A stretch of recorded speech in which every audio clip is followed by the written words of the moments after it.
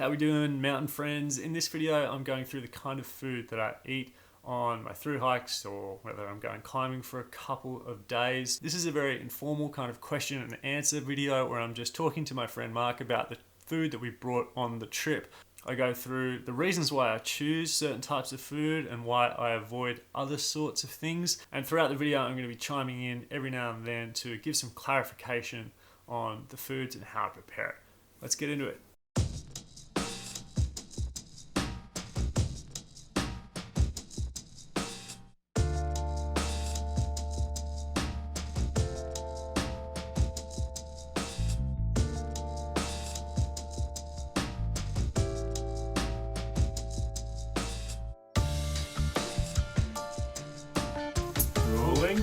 Rolling.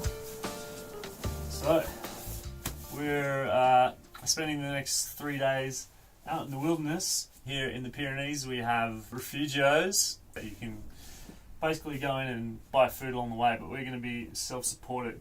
And Mark was asking about the stuff that we had in our pack, so we're going to go through it. We're going to start from breakfast. Yeah, so what did you choose there? Oats and the protein powder. So why did you choose that over, like, say, bacon and eggs or another cereal like Nutri-Grain or something like that? Yeah, I do this completely out of ease. I mean, I don't really like milk powder. I'm not a big milk drinker. So rather than just using milk powder, I'll take a chocolate protein powder and I mix that with lots of different oats and mueslis. And so the only thing you do is just add water into a bowl, and you don't have to worry about dehydrated milk or any of that crap. You just have a bag of oats and protein powder and add water. Yeah. Sounds very simple. Exactly. I'm looking forward to it. So before I head out on the Friday evening, I'll mix the granola with a protein powder. All you need to do is add water, and then you've got a really good tasting kind of protein shake in the morning that's got a little bit of extra fiber, a little bit of extra carbohydrate, and that's going to keep you fueled throughout the day. It's basically just like similar to a kid's chocolate cereal breakfast. So it's a great start to the day. Awesome. And then coffee, of course. Coffee. We all need coffee. Just black. Even in the mountains, you need coffee. Black all the way. Once you've had black, you won't go back. It's what they say. Lunch. These sandwiches look delightful. Yeah, so there's not a sandwich yet. That's literally just bread. I didn't want to make the sandwich before, I didn't want to bring 4 sandwiches made because that just goes soggy. So I have a little container with my Vegemite and butter, and I make the sandwich fresh every day. And it's just super easy. And what's the go with the sandwich? What's your thoughts there? Why did you go to the choice of sandwich over other things? To be perfectly honest, there's not like a huge amount of thought put behind that in itself. It's just carbohydrates. And it's easy. Yeah. So because you're active throughout the day, that's probably what's going to be fueling you. Unless you're really focused on your nutrition and you've taught your body how to use fat as your fuel source, which is totally possible, and I think that's probably a good thing to look into, like ketosis. Yep. But the fact is that most hikers aren't into ketosis, or they're not, big on nutrition. They just want something that's like, that's a sandwich and I can eat it, and it'll do the job. Yeah. So there's nothing fancy about this. It's just literally about getting easy to process carbohydrates, which are easily turned into sugars. It's very easy to prepare. You don't have to stop and cook anything. If you're not a bread kind of person, then what's even better is crisp bread or wraps, so like normal kind of like Mexican tortillas. And you just throw on peanut butter, banana, honey, whatever you've got, whatever kind of spreads, and use those go tubs that I talked about in the previous video so that you don't have to bring an entire jar. And it's easy to take small amounts of that stuff, which means you're not carrying huge jars and wasting your energy. Snacks. What do you got? Snacks. You got a bit of trail mix here. Okay. Roasted almonds, actually. That's actually just roasted almonds, and they're smoked here in Spain, and they are delicious. It's a good fat fuel source. I am not trying to lose fat, No, but that's good. That's good. That's good in the mountains. Muesli bars. So why would you go muesli bars over like a Cliff Bar or something? Is there any science behind that, or is it just a cheaper alternative? Or well, a Cliff Bar is like crazy dense, so it's basically a meal in a Cliff Bar. Cliff Bars are delicious. They're super delicious. They're delicious. And you can eat a whole meal. Cliff Bar, we're throwing a shout out. I think people probably overuse Cliff Bars. I like to use them for when, like, if I have an emergency sort of situation or it's a really long day. Yeah. And I'm like, fanging. Fanging for like 12 hours and there's a lot of climbing, or, you know, more, 18 hours. You're going to have more than 3 meals in that day, right? So that's where a Cliff Bar works. This is just like, we're just doing some through hiking, nothing serious. So simple muesli bar. Yeah. And then that did have protein in it as well. Is this an emotional support, or is this it's actually 100% emotional? High energy? Goes great with red wine if you can bring or coffee. Little bit. Or coffee. We didn't bring any red wine, but no. Just, I don't know, sea salt, black chocolate, it's delicious. I guess the lower sugar content of the black chocolate is probably why I chose that. And also, I just like to eat a little bit and really enjoy it. Not like hoof a whole lot of dairy milk chocolate, which is very, very easy to do if you're me. So just black chocolate. And me. So we've got some fruit here. The mandarins fared better than the banana on the trek today. He's a little bit soft. Yeah. But so you like to get a bit of fruit in there just for a few vitamins and minerals and At stuff? least on like day one, I mean, it's not going to last for more than like it's a couple of days. So it's basically try and eat that within the first 2 days. I mean, the banana's done, but we'll have that for breakfast tomorrow. That'll go well. I mean, but it's the good thing about that is it's day 2 and we have fresh fruit. So it's possible. There's nothing wrong with taking fruit on at least the first day. My favourites are bananas. Just keep it at the top of your pack so it doesn't get squashed. And I'm a big fan of grapefruit. So I always have some fruit just for the first day, because having raw fruit and vegetables, like actual food that's easy to digest instead of dried and pre-prepared stuff, if I've got that option for the first day, I'm always going to take it. I'm always going to make the most of that.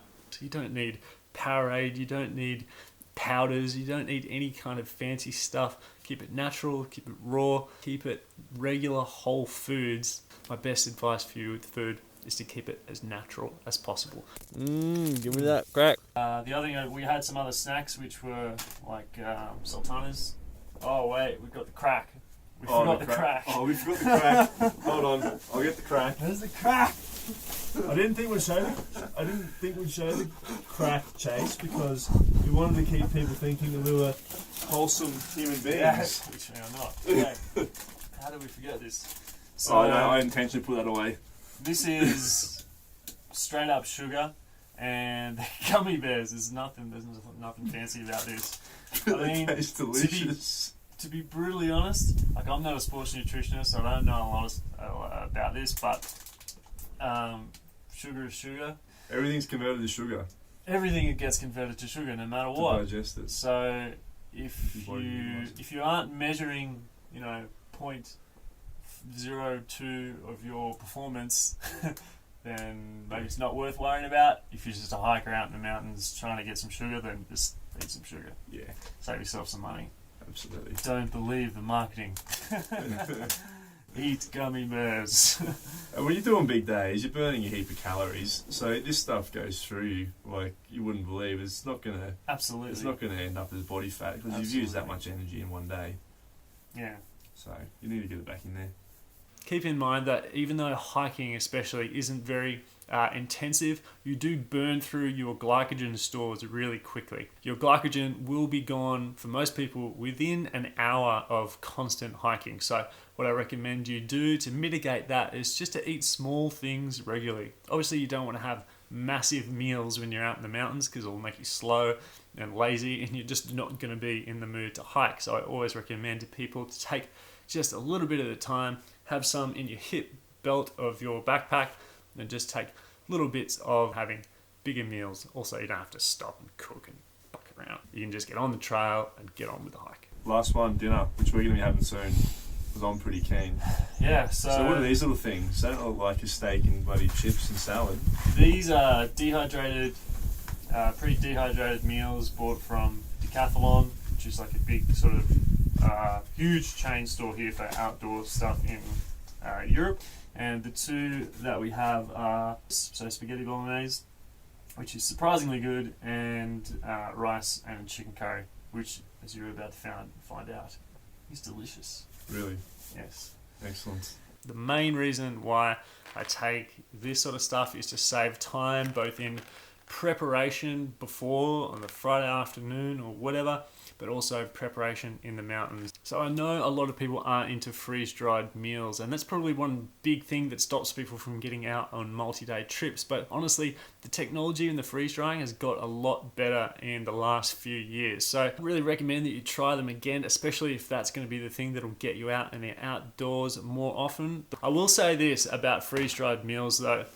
You have to read the instructions and put exactly the amount of water and hold it with the boiling water in there for the exact amount of time. There's a reason why they put those instructions on there, and if that's from a good company that really love their product, then they're going to be really specific about the amount of water that you put in. If you put in too much, it'll be too watery and it won't have the flavour. If you don't put enough in, it'll be dry and there'll be the powder left in there. So best tips for freeze-dried meals are look at exactly the amount of water, give it a big stir, and pay attention to the instructions. I want to give a quick shout out to a buddy of mine who started Campers Pantry. They're based in Tasmania, of all places. The food is absolutely incredible. If you're from Australia, you should definitely check out this company. I'll put it in a link in the description for you to check out. If you want to see how far freeze-dried meals have come in the last few years, check out Campers Pantry and use the discount code CHASE at the checkout to get 10% off and get some of that delicious Tassie food up in you on your next hiking trip. When I do cooking in the mountains, generally it's vegetarian because I'm mostly vegetarian. I don't eat meat that often, and it's much easier in the mountains. So generally if I'm cooking, I'm making things like pasta, spaghetti, or quinoa, or couscous, and mixing dried vegetables in and adding some spices, adding some olive oil for a bit of flair and a bit of taste. Always take salt and pepper with you. That's in my Light My Fire kit in the link in the description. But honestly, the freeze-dried thing is just much easier. So that's my basic approach for preparing food for the mountains that keeps me full of energy. It's easy to prepare and it doesn't take all weekend dehydrating and preparing and thinking and planning. I would love to hear about what you guys pack and prepare for your mountain trips. Chuck it in the comment section below. I'd love to get a bit of a cross section of what everyone around the world is taking out in the mountains, because we're all different. All right, let's do this. Let's cook this stuff. Let's cook dinner. These things are actually so good if you follow the instructions and put just the right amount of water in and hold it for just the right amount of time. They're great. Look at this spaghetti bolognese. Spag bowl. Fuck, where's my red wine?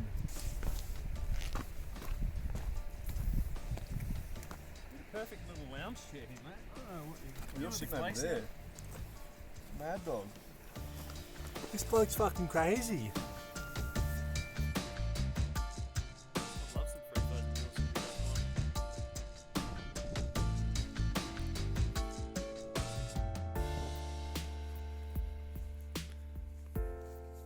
So we got our tent floor down, sleeping bags and mats out. Look at that view. Oh yeah.